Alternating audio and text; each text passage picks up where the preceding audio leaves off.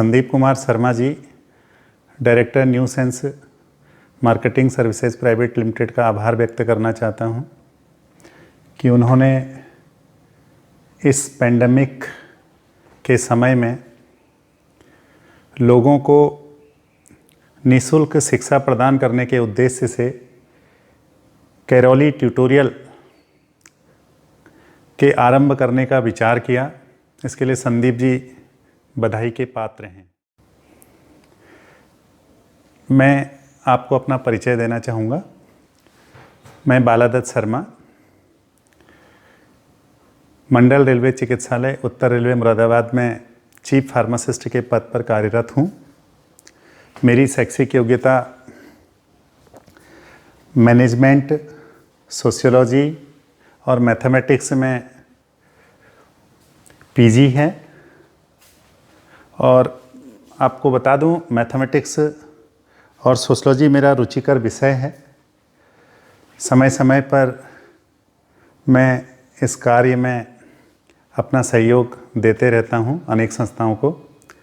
और संदीप जी ने आग्रह किया था कि इस कोरोना संक्रमण काल में लोगों की मदद के लिए हम लोगों को आगे आना चाहिए, और उन्होंने कैरोली ट्यूटोरियल का आरंभ किया है। और मैं उनको आश्वस्त करना चाहता हूं कि हमारी तरफ से जो भी हेल्प होगी वो उनको निःशुल्क प्रदान की जाएगी।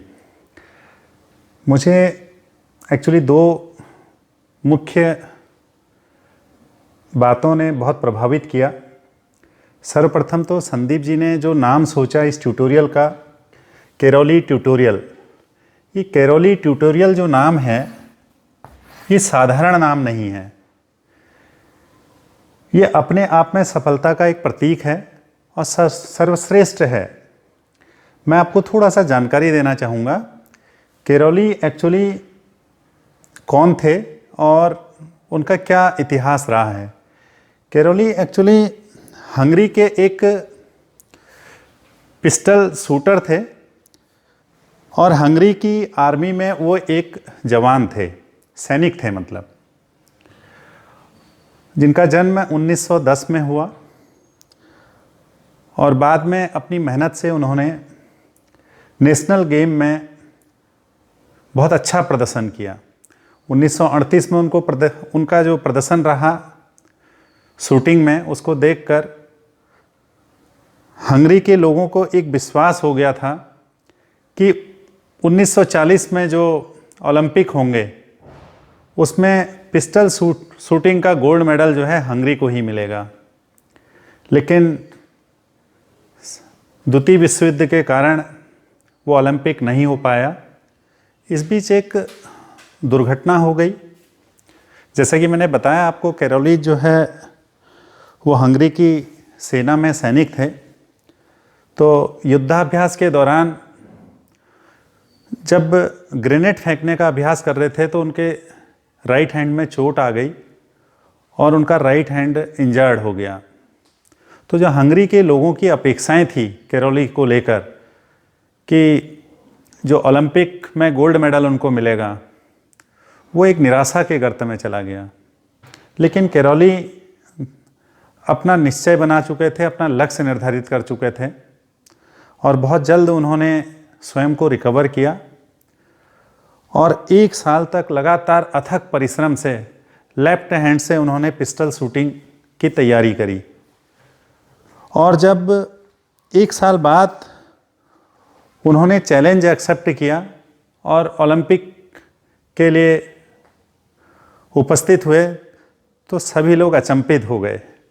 उन्हें लगा ऐसा कैसे संभव है, एक राइट हैंड का प्लेयर जिसका राइट हैंड जो है इंजर्ड हो गया हो और वो लेफ्ट हैंड से जो है ओलंपिक जीतने की कल्पना कर रहा है, शायद ऐसा ना हो पाए। लेकिन कैरोली अपने आप में आत्मविश्वास से परिपूर्ण थे और भविष्य में जाकर विश्व के वो एकमात्र ऐसे पिस्टल शूटर हैं जिन्होंने लेफ्ट हैंड और राइट हैंड दोनों से ओलंपिक का गोल्ड मेडल जीता है। तो इसलिए ये नाम जो है संदीप जी ने जो चयन किया है कैरोली ट्यूटोरियल, ये अपने आप में सफलता का प्रतीक है और श्रेष्ठ है। दूसरी बात जो मुझे अच्छी लगी वो यह थी कि वर्तमान में कोरोना संक्रमण काल है और ऐसे में लोगों के आय के साधन घट गए हैं। लॉकडाउन है बहुत सारी जगह, तो लोगों के इनकम के सोर्स कम हुए हैं। तो ऐसे में एक संकट ऑनलाइन एजुकेशन में उसके एक्सपेंसेस को बियर करना भी है। और ऑनलाइन एजुकेशन आज की डेट में बहुत महंगी भी है। जो ट्यूटोरियल हैं वो बहुत कॉस्टली हैं, ऑन पेमेंट वाले। तो इसमें निःशुल्क शिक्षा प्रदान करने का जो निर्णय लिया गया है संदीप जी द्वारा, ये सराहनीय है और उसके लिए मैं इनको अग्रिम भविष्य की शुभकामनाएं भी देना चाहूँगा। जैसा मेरा अभी चर्चा हुई थी संदीप जी से, संदीप जी ने बताया कि भविष्य में जाके पेरोली ट्यूटोरियल पे